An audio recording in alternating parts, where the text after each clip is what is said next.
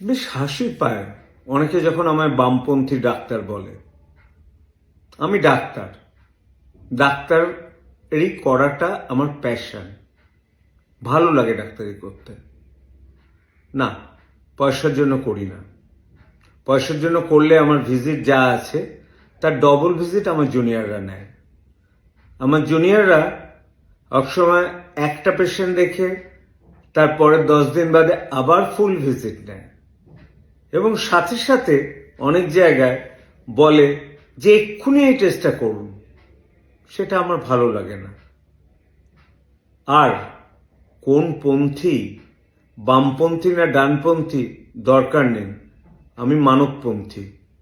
একটা অসুবিধা যে প্রেজেন্ট শাসক দল বড় চোর, এত চুরি করেছে আর আমাদের মানে এই বাংলাটা একদম ঋণে ডুবে গেছে।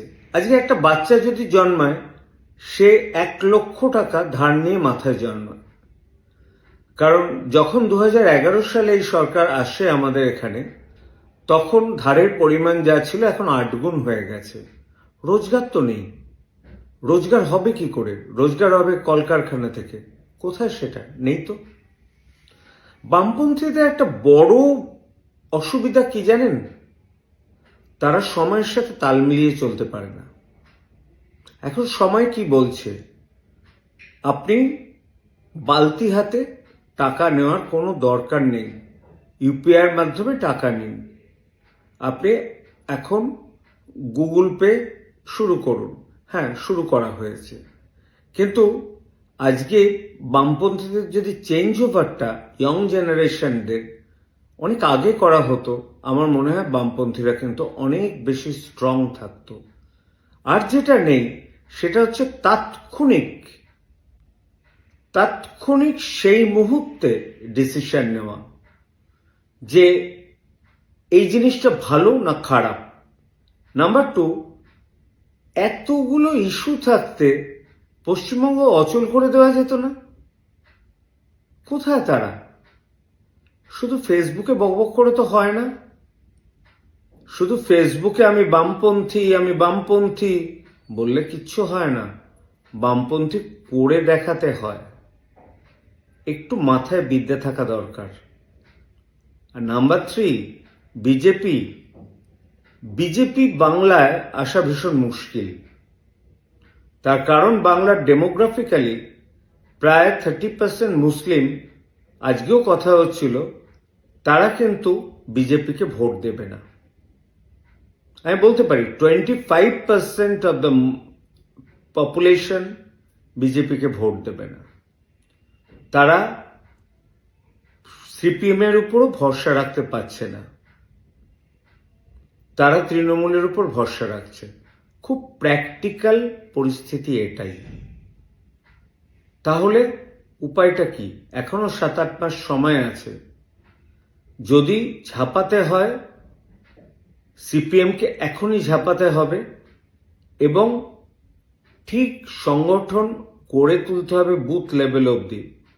আর নাম্বার 3, ওই আগের কনসেপ্ট, হোল টাইমার হলে এত টাকা পাবো, ওইটুকু টাকায় কিচ্ছু হয় না। ওইটুকু টাকা তার বদলে সে তৃণমূলে চলে যাবে, চুরি করে তার 10 ডবল নেবে। কিন্তু মাসল স্ট্রেংথ এবং অর্থ জোর না থাকলে আজকালকার দিনে রাজনীতি করা যায় না। আর বিজেপিতে বাংলায় দেখানোর মতো মুখ কে আছে? বিজেপির তো সমস্ত কিছু আসবে হচ্ছে ওই হিন্দু বলয় থেকে, অর্থাৎ গো বলয় থেকে। সেখান থেকে আমাদের কি সেই হিন্দিতেই কথা বলতে হবে? কালচার কি মারোয়ারি কালচারেই আমাদের বিশ্বাস করতে হবে? বাঙালি সেটা মানবে না। সুতরাং যদি আসতে হয় ক্ষমতায়, এখন থেকে ইস্যু ভিত্তিক আপনারা আলোচনা না করে, যা আলোচনা করে তাৎক্ষণিক ডিসিশন নিন। যেমন এসআইআর, এত ঝামেলার কি আছে? এসআইআর সমর্থন করি। আমি কি মুসলিম ভোটের দিকে তাকিয়ে এসআইআর সমর্থন করব না? একদমই না। দয়া করে আমাকে কেউ বামপন্থী ডাক্তার বলবেন না। আমি ডাক্তার, সেটাই আমার সবচেয়ে বড় পরিচয়, এটাই জানবেন। আর ডাক্তারের কাছে একজন মানুষ যদি সুস্থ হয় তার চেয়ে বড় কিছু নেই। ডাক্তারিটাই মন দিয়ে করুন। আমার জুনিয়রদেরও বলছি, ডাক্তারিটা শেখো, ডাক্তারিটাকে প্যাশন হিসেবে নাও। এখন থেকে ডাক্তারি আর রাজনীতি একসাথে গুলিয়ে ফেলো না। আমি ডাক্তারই থাকতে চাই, রাজনীতিবিদ হতে চাই না। কারণ রাজনীতির মধ্যে যে কানাগলি আছে, সেই কানাগলি থেকে একা আমার পক্ষে বার করা অসম্ভব।